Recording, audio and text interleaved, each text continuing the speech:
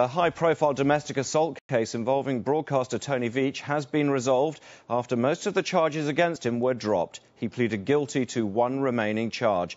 We spoke to Tony Veitch immediately after the proceedings at the Auckland District Court, and we'll hear what he had to say shortly.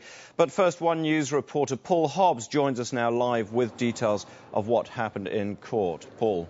Good morning, Rawdon. Yes, Tony Veitch pleaded guilty this morning to one charge of injuring Kristin Dunne Powell with reckless disregard to her safety. The 6 other charges of common assault were dropped. The judge Judge Duke sentenced Tony Veitch today to 300 hours of community service, 9 months of supervision, and fined him $10,000. In her summing up, the judge stated that Tony Veitch, a man of his profile, should have expected this sort of media scrutiny, and that he was an architect of his own misfortune.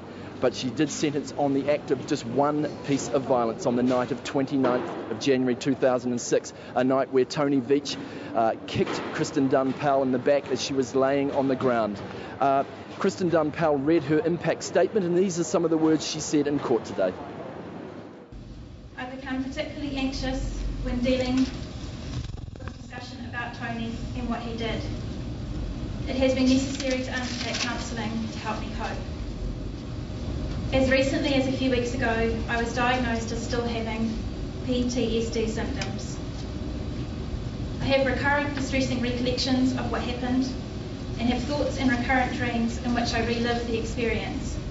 So, Paul, what did Tony Veitch have to say when he left court? Tony Veitch came out and was welcomed by a throng of media, and he was relieved first and foremost that this whole 9-month saga was over. He said that it had given him a lot of distress, and to him and to his family, and he expressed a lot of sentiments of support and goodwill for those people that were around him. But he left with a parting shot to some of the media who he says he will undertake legal proceedings against them for slander. OK, thank you very much, Paul Hobbs, live from outside the Auckland District Court.